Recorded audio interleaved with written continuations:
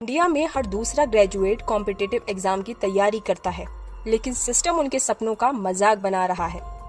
Student अगर एक exam fail करता है तो समझ आता है कि एस्पिरेंट ने पढ़ाई नहीं की होगी, पर जब सिस्टम फेल करता है तो कोई जिम्मेदारी नहीं होती। ये डबल स्टैंडर्ड बंद करना होगा।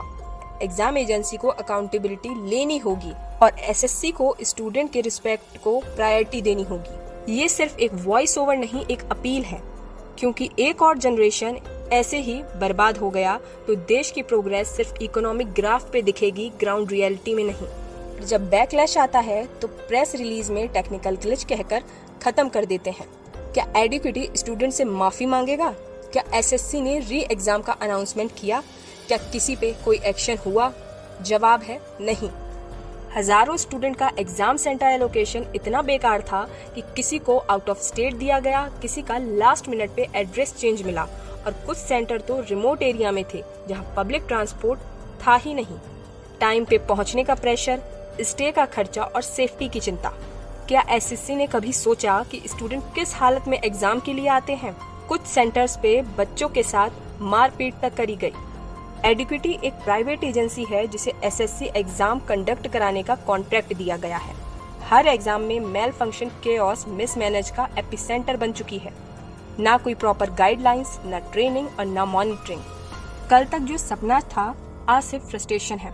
रुक गया, स्क्रीन रुक गई, वहाँ पर एकदम से अफरा तफरी मच गई सेंटर के अंदर में। मतलब कोई है ही नहीं सिस्टम इनके पास में। लाखों स्टूडेंट्स ने साल भर नहीं कई साल तक तैयारी की थी एसएससी एग्जाम के लिए, पर जब एग्जाम का दिन आया तो सिस्टम ने एक बार फिर उनका भरोसा तोड़ दिया और इस बार जिम्मेदारी थी एडिक्विटी की, एसएससी एग्जाम कंडक्ट कराने वाली नई एजेंसी, जिसे ये सोचकर इस बार का टेंडर दिया गया कि एसएससी में बेहतर रिफॉर्म्स हो पाएंगे। लेकिन सब उल्टा हो गया। पेन पेपर ले आना जरूरी है या सेंटर से मिलेगा? किसी को कुछ क्लियर नहीं था। एग्जाम सेंटर पे स्टूडेंट्स को बोला गया कि पेन अलाउड नहीं है, फिर बोला गया कि पेन ले आओ और कुछ सेंटर्स पे पेन ही नहीं दिया गया।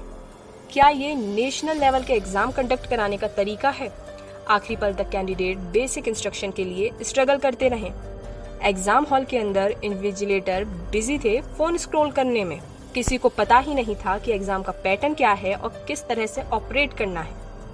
ये सिर्फ एक एग्जाम का इशू नहीं, सिस्टमैटिक फेलियर का सिलसिला है और एसएससी के हर नए वेंडर के साथ नए धोखे हुए हैं। एसएससी एमटीएस 2023 जब वेंडर टीसीएस था, पेपर लीक हुआ टेलीग्राम पे। SSC CGL 2022 technical glitch, time lags और ऑटो सबमिट की problem. SSC GD 2021 admit card पे रॉन्ग सेंटर कोड, लेकिन कोई एक्शन नहीं लिया गया। एसएससी सिर्फ वेंडर बदलते गए लेकिन सिस्टम की फेलिंग वही रही। 3 साल की पढ़ाई, एक एग्जाम के दिन सब कुछ बर्बाद। एंजाइटी, डिप्रेशन, ब्रेकडाउन, ये सब कुछ हकीकत हो जाता है, लेकिन एसएससी को कोई फर्क नहीं पड़ता। सिस्टम के लिए स्टूडेंट सिर्फ एक नंबर है। सिर्फ फॉर्म भरने के 100-200 रुपए नहीं, कोचिंग की 50,000 से भी ज्यादा की फीस, फॉर्म फीस, बुक्स का खर्चा, हॉस्टल की खर्चा, इंटरनेट, दिन रात की कड़ी मेहनत, उम्मीद, सब कुछ लगता है इस तैयारी में। जो बच्चे एक नौकरी पाने की उम्मीद करते हैं, जो अपने घर के हालातों को सुधारना चाहते हैं, ये सिस्टम सिर्फ स्टूडेंट का नहीं पूरे परिवार का सपना तोड़ रहा है।